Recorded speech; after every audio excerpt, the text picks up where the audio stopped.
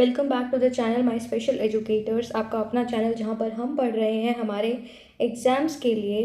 तो आज हम देखेंगे हमारे पेपर की यूनिट 2 जिसका नाम है ages and stages of development. तो बिना टाइम वेस्ट करे चलिए स्टार्ट करते हैं वीडियो को with the very first topic 2.1 prenatal stage, जिसे हम कहते हैं कंसेप्शन टू बर्थ वाली स्टेज, जो कि अप्रॉक्सीमेटली 9 मंथ्स तक स्पैन करती है या फिर हम कहें 40 वीक्स तक चलती है और जिसके अंदर हमें देखने को मिलता है फाउंडेशनल रैपिड बायोलॉजिकल ग्रोथ। तो इसकी सब स्टेजेस भी होती हैं 1, 2 एंड 3। फर्स्ट आती है germinal stage, then embryonic stage and then it is fetal stage. तो अगर हम इसको एक निमोनिक से याद करें तो इट इज़ GENF। ये हमारा जो प्रीनेटल स्टेज है उसका एक्रोनिम है याद करने का। G for germinal stage, E for embryonic and F for fetal stage.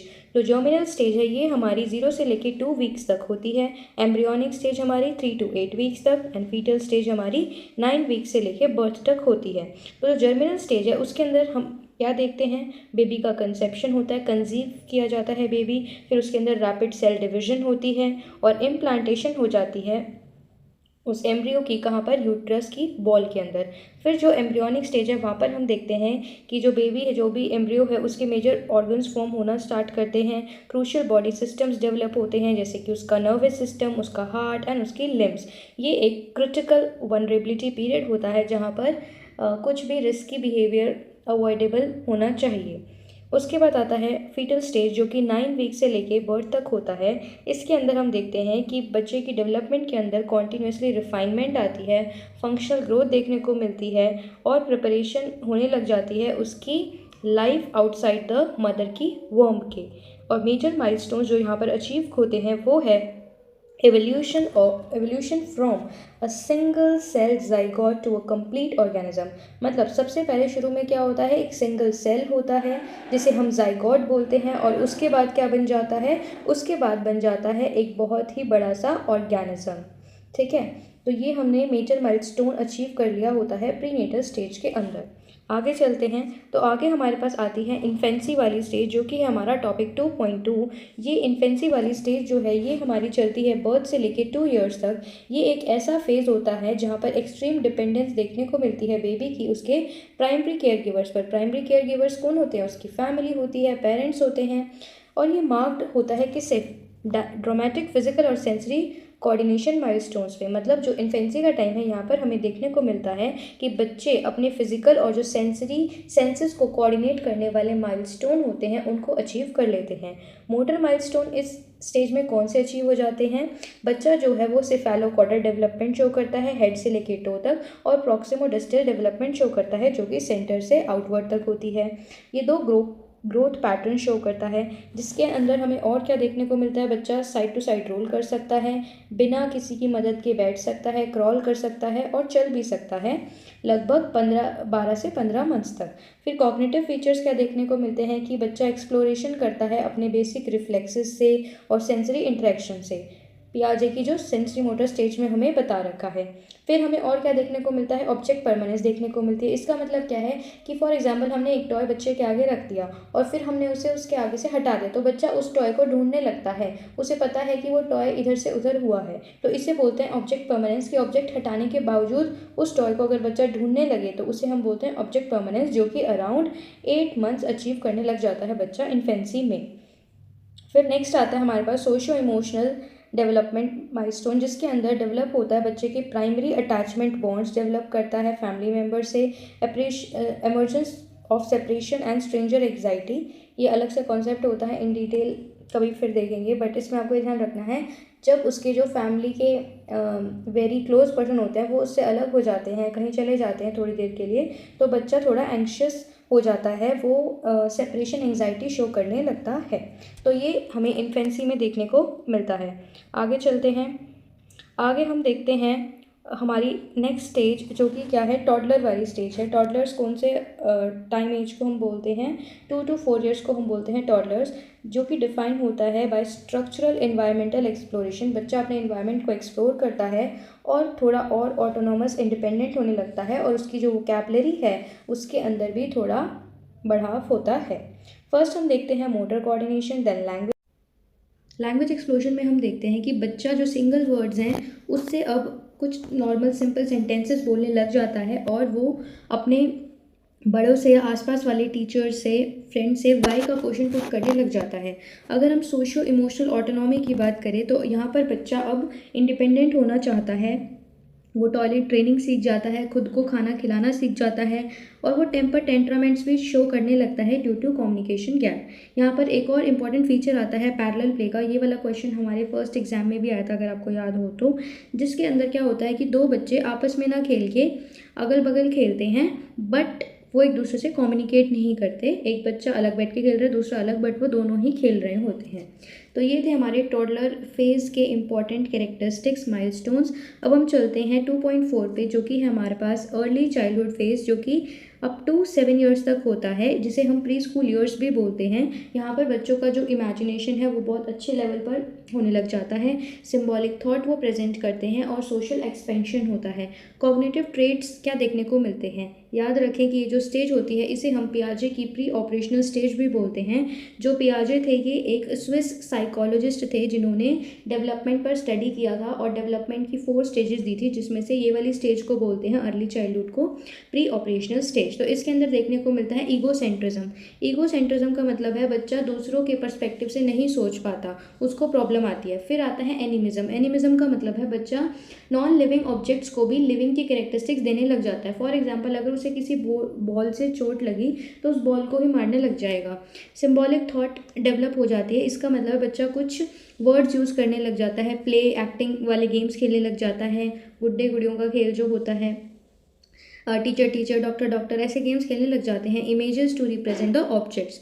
Social integration में अब बच्चा पैरेलल प्ले से शिफ्ट हो जाता है कोऑपरेटिव प्ले में। कोऑपरेटिव प्ले कौन सा होता है? जहाँ पर बच्चे अपने टॉयज़ को शेयर करते हैं, रूल्स को फॉलो करते हैं और ग्रुप गेम्स खेलते हैं। अगर लैंग्वेज मास्टरी की बात करें तो यहाँ पर बच्चा फ्लुएंट कम्युनिकेशन करने लग जाता है और सिंपल सेंटेंसेस को ग्रामर, नॉर्मल जो बेसिक ग्रामर होती है, सब्जेक्ट वर्ब ऑब्जेक्ट, वो लगाकर बोलने लग जाता है। और यहाँ पर बच्चे की जो एक्सप्रेसिव स्टोरी टेलिंग है वो भी चालू हो जाती है, क्योंकि आपने देखा होगा जो इस एज के स्टूडेंट्स होते हैं, बच्चे होते हैं, वो घर पर आके अपने पेरेंट्स को सारी क्लासरूम की जितनी भी उनकी स्टोरीज होती है वो सारी, या टीचर ने जो भी कुछ बताया वो शेयर करते हैं। तो एक तरीके से यहाँ पर बच्चे अपना एक्सप्रेशन चालू कर देते हैं। उसके बाद आती है हमारे पास नेक्स्ट स्टेज, जो कि लास्ट स्टेज है लेट चाइल्डहुड 2.5, जो कि एज ग्रुप 7 to 14 ईयर्स में देखने को मिलती है और ये एडोलेसेंस तक का सफ़र हमें तय करवाती है। इसके अंदर बच्चा फॉर्मल एजुकेशन लेता है, पीयर डायनेमिक्स, पीयर के साथ, पीयर्स यानी उसके दोस्तों के साथ बहुत सारे अच्छे फ्रेंडशिप्स फॉर्म करता है और ऑपरेशनल लॉजिक यहाँ पर सीख जाता है। इसी स्टेज को हम बोलते हैं पियाजे, जो हमने पीछे साइकोलॉजिस्ट देखे उनकी कॉन्क्रीट ऑपरेशनल स्टेज। यहाँ पर कॉग्निटिव कॉम्पिटेंस बच्चा अचीव करता है। कैसे? यहाँ पर वो लॉजिक रीजनिंग करने लग जाता है उन ऑब्जेक्ट्स की जो टेंजिबल है, जिन्हें वो छू सकता है, जिन्हें वो देख सकता है, कॉन्क्रीट इवेंट्स जो उसके सामने हो रहे हैं। बच्चे के अंदर आ जाता है कंजर्वेशन। कंजर्वेशन का मतलब है बच्चे को समझ में आ जाता है कि अगर मैंने एक सेम क्वांटिटी ऑफ पानी को एक ग्लास में डाला और बाउल में डाला और उन दोनों की जो कैपेसिटी है वो सेम है, तो पानी की क्वांटिटी में कोई चेंज नहीं आएगा। जो इससे पहले वाली स्टेज थी हमारी प्री ऑपरेशनल, उसके अंदर ऐसा होता था कि बच्चे को लगता था क्योंकि ग्लास टॉल है तो इसके अंदर ज़्यादा पानी आएगा। ये जानते हुए, मतलब बच्चे को ये नहीं पता था कि इन दोनों की कैपेसिटी सेम होती है, अगर इनके स्ट्रक्चर में डिफरेंस है तो उससे कोई फ़र्क नहीं पड़ता। बट यहाँ पर वो इस बात को समझ आता है, क्लासिफिकेशन कर पाता है डिफरेंट कैरेक्टरिस्टिक्स के बेसिस पर ऑब्जेक्ट्स की। साइको सोशल डायनेमिक्स में क्या आता है? इंडस्ट्री वर्सेस इन्फीरियॉरिटी, जिसमें बच्चे का फोकस क्या बन जाता है कि उसे इन्फीरियर नहीं रहना, कुछ स्किल्स सीखनी है ताकि वो सोसाइटी में सर्वाइव कर सके, अपने एकेडमिक्स को अच्छा करने पर फोकस करता है। पीयर इन्फ्लुएंस यहाँ पर अच्छा होता है, यहाँ पर वो अपने दोस्तों से और उसका जो सोशलाइजेशन है वो एक्सपैंड होता है। अगर दोस्तों ने किसी चीज़ पर हाँ भर दी तो वो उनके साथ एग्री करने लग जाएगा। तो दोस्तों का जो इमोशनल वैलिडेशन है वो यहाँ पर ज़रूरी हो जाता है कि उसके दोस्त भी एग्री करे, वो कोई डिसीजन ले रहा है उससे। इस फेज़ को हम ट्रांजिशन फेज़ भी कहते हैं, जिसके अंदर हमारे पास एज ब्रैकेट आ जाता है 11 से 14 ईयर्स, क्योंकि यहाँ पर हमें फिजिकल और हार्मोनल चेंजेस देखने को मिलते हैं बच्चे की बॉडी में, जो कि साइन होते हैं अर्ली प्यूबर्टी का। तो इसे ट्रांजिशन फेज़ भी कहते हैं। ये भी एक 1 मार्कर क्वेश्चन बन सकता है कि ट्रांजिशन फेज़ कौन से टाइम को कहते हैं, एज ब्रैकेट बताओ। या प्री प्यूबर्टी किस फेज़ से चालू होती है और ये फेज़ कौन से एज ग्रुप में पड़ता है, कौन सी डेवलपमेंटल स्टेज में आता है, तो लेटर चाइल्डहुड में आता है। 7 to 14 ईयर्स लेटर चाइल्डहुड का टाइम है। ट्रांजिशन फेज़ है हमारे पास 11 to 14 ईयर्स का। तो ये थी सारी हमारी डेवलपमेंटल स्टेजेस, उनकी कैरेक्टरिस्टिक्स, उनके एज ब्रैकेट्स। अब इनकी एक क्विक समरी टेबल देख लेते हैं। सबसे पहले आता है प्रीनेटल, जो कि होता है कंसेप्शन से लेके बर्थ तक, और इसके अंदर फोकस होता है फाउंडेशनल बायोलॉजिकल ग्रोथ होने पर। माइलस्टोन्स क्या अचीव होते हैं, GEF, जिसमें जर्मिनल स्टेज आती है, एम्ब्रॉयनिक और फीटल सब स्टेजेस आ जाती है। उसके बाद इन्फेंसी होता है बर्थ टू 2 ईयर्स, जहाँ पर बच्चा अपने सेंसरी कोऑर्डिनेशन को डेवलप करता है और जो केयर गिवर होता है उसके प्रति अटैचमेंट डेवलप करता है। यहाँ पर माइलस्टोन जो अचीव होता है वो होता है ऑब्जेक्ट परमानेंस का, क्रॉलिंग का, इंडिपेंडेंट वॉकिंग का। टॉडलर फेज होता है 2 to 4 ईयर्स, जहाँ पर बच्चा ऑटोनॉमी डेवलप करता है।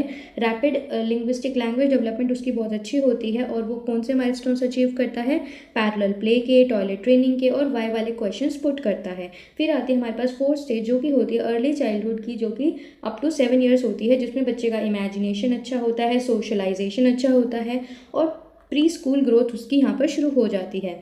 नोटेबल माइलस्टोन्स क्या है, उसके अंदर ईगोसेंट्रिज्म होता है, एनिमिज्म होता है, कोऑपरेटिव टीम प्ले होता है।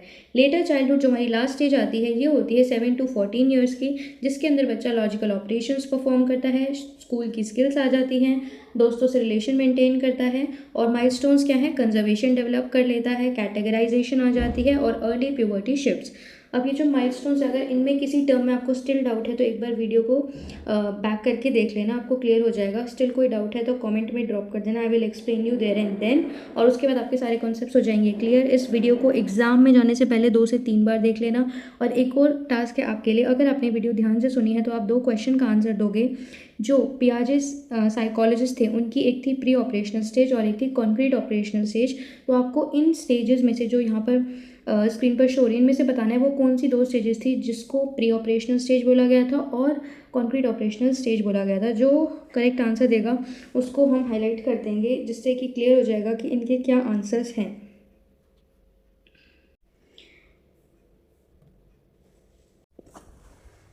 अगर आपको कंटेंट समझ में आया और एक्सप्लेनेशन पसंद आई है तो आप वीडियो को लाइक कर देना, और अगर आपका मन करे तो आप एक कमेंट भी ड्रॉप कर देना एक्सप्लेनेशन के लिए, जिससे मुझे मोटिवेशन मिलेगा फर्दर वीडियोस क्रिएट करने के लिए। और अगर आप आने वाली वीडियोस को मिस नहीं करना चाहते तो सब्सक्राइब कर देना याद से, ताकि आने वाली वीडियोस आपको इंस्टेंटली पता लग जाए। And all the best for your preparation, work hard and score high.